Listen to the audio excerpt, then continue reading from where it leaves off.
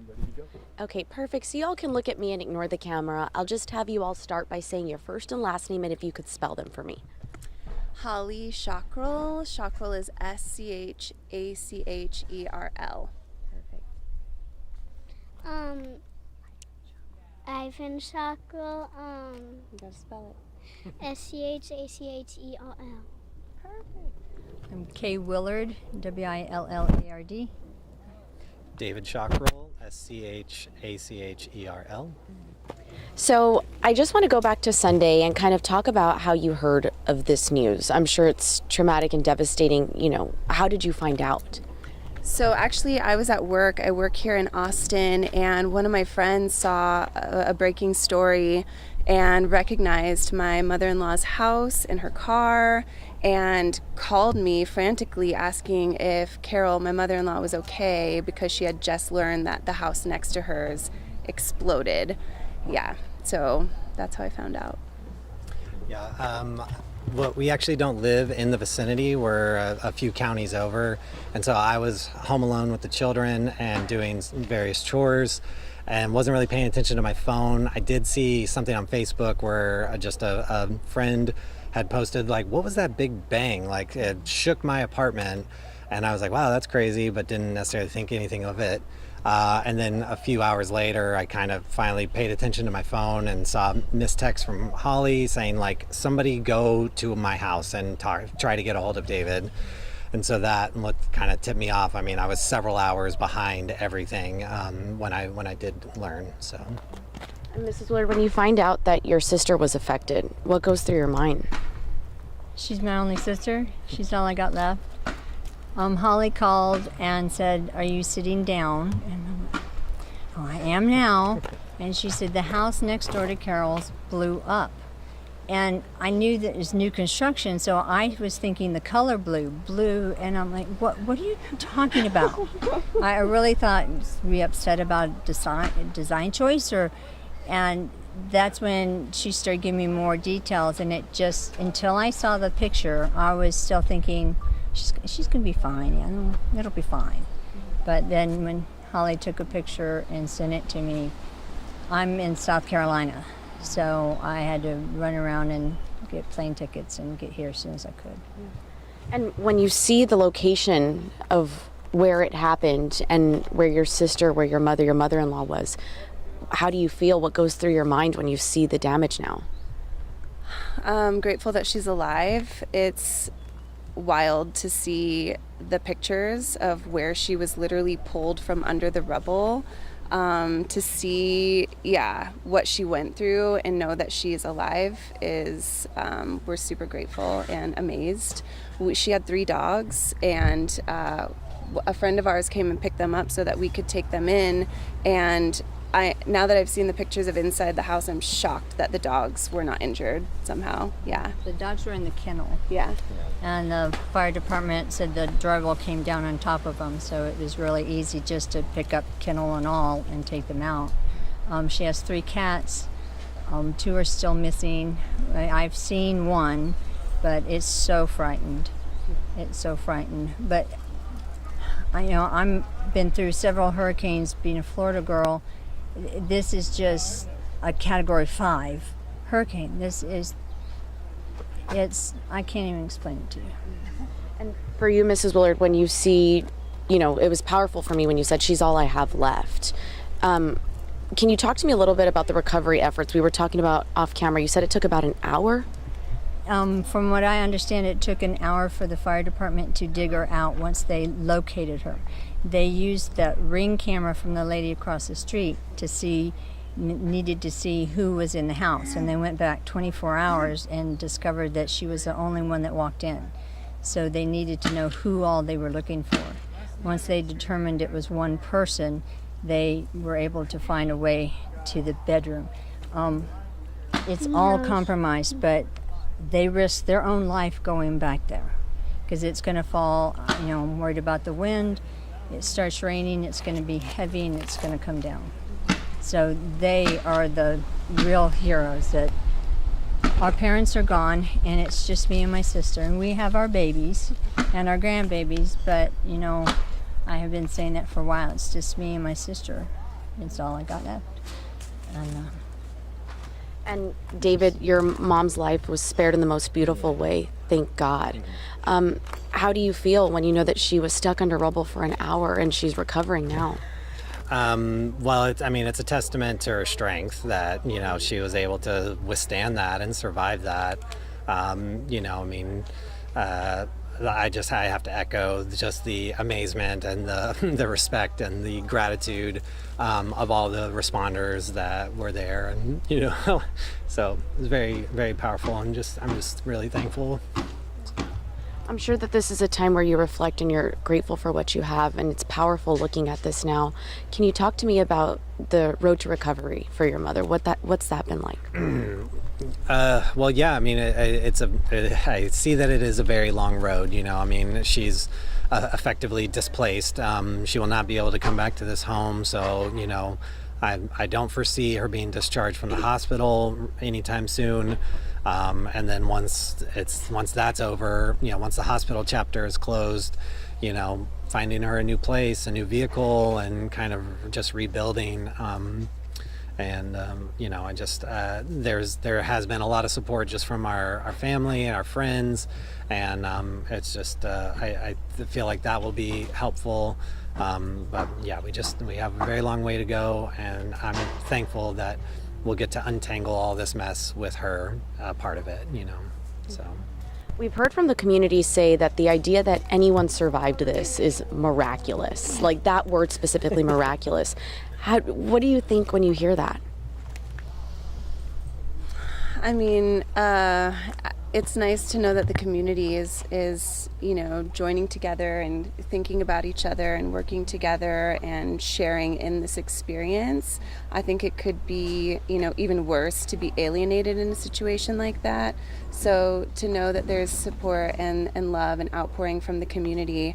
Actually, we had started a GoFundMe for my mother-in-law, and a friend of mine reached out to me today and said that her cousin's child goes to school with someone that was also affected in the same blast, and they had also started a GoFundMe but decided to send all of the funds that they raised to my mother-in-law's because they knew that she was the house next door and everybody's been thinking about her and worrying about her. And so to hear that was extremely touching, and I hope that family got what they needed, and I hope they're okay. And I just know that everybody's, in the process of rebuilding. So it's nice to know that they can lean on each other at this time. This is Chris. He's the firefighter that pulled her out. Wow. So I'm going to go find him and give him an official hug. Yes. Wow. No, that's beautiful. I want to talk about today, the breathing tube is removed. You're able to speak with her, but you haven't spoken with her prior to today. Is that right? Yeah, she's been just intubated and heavily sedated, in preparation for her multiple surgeries. So yeah, we have she's been able to open her eyes a bit, and I believe that she knew I was there. She was able to squeeze my hand when I told her I was there, and so yeah, I'm just very looking forward to hearing her voice. So when I got off the plane, it just occurred to me. I was going to sing her songs that our mama sang us when we were little girls. And when I went in there, I started singing them, and she not only squeezed my hand, she reached for my hand and took it, and her eyes fluttered, so I know she heard it. And it just was the biggest thing to see her like that. So I've never seen her like that.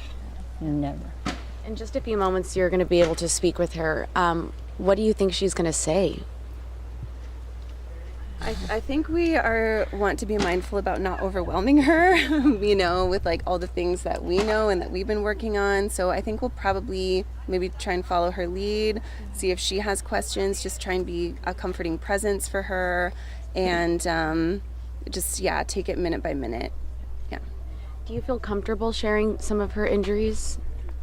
Sure. Yeah. So she did sustain multiple fractures to her right arm, like 4 or 5 places, a broken clavicle, broken scapula, and multiple ribs broken. And then there's several face lacerations, one like on her lip that kind of reached into her mouth, and then just across her face. So She had her hand up like this, yeah, protecting her head. yeah. So And we don't know if I don't think she could have reacted fast enough. I think she was just sleeping like that.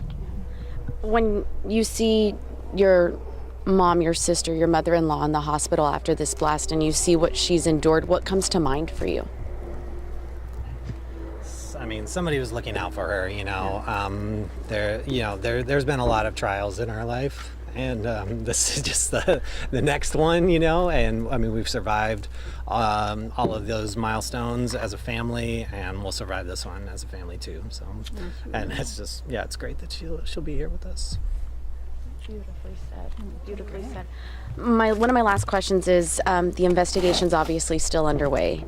What are you hoping comes out of this? Is it frustrating not having answers? I think yes. I mean, just managing our expectations on how the process is going to unfold. I know that we'll have help through the process, so that's reassuring and comforting. But yeah, I would like to know what happened. Not only because I would like to know what happened, but also to prevent something like this from happening again. Prevent it from ever happening to anybody ever again. Yeah. A lazy Sunday afternoon. Yeah. And a New York minute. Changed. Ivy, did you say you wanted to say something? Yeah, so several houses, the garage doors, my grandma's house behind us, you can't really see it exactly, but her garage door is blown in. 24 people were injured, I think, and 24 houses. houses, yeah. Houses were destroyed. So windows were blown in.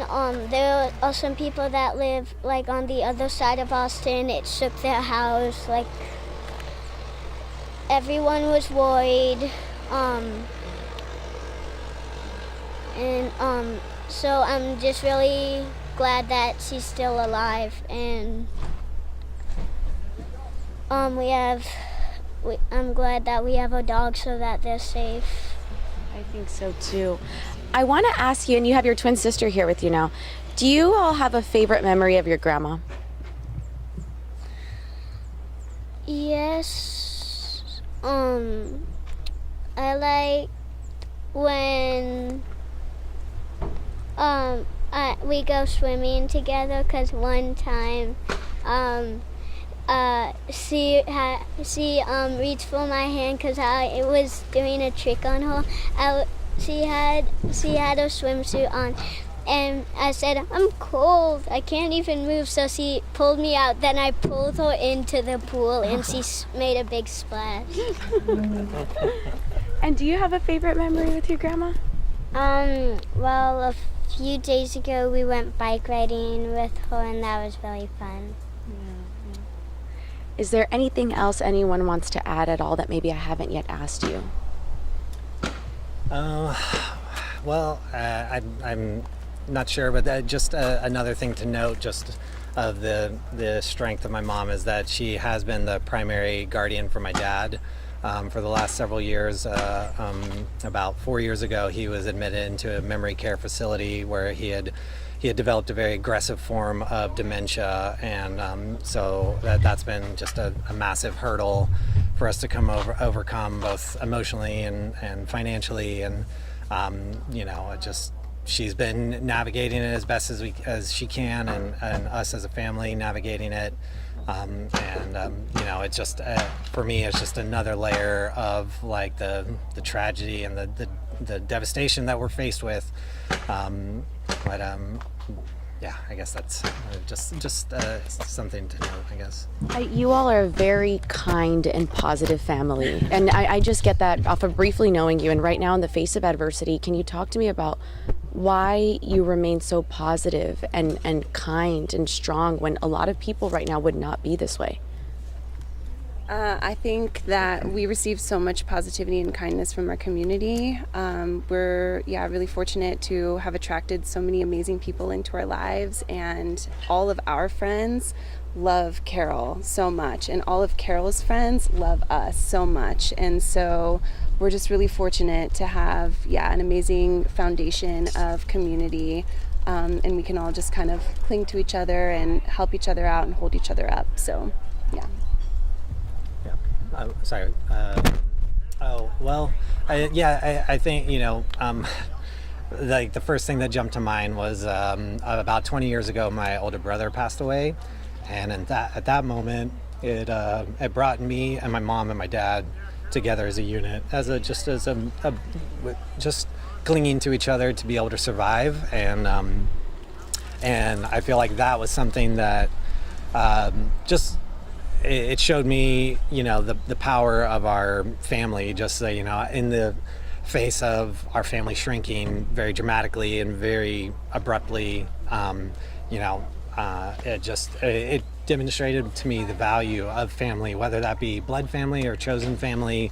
And I feel like that it was just something that changed me going through that experience. And I think that just shaped me to where I am and how I approach the people in my life. And so.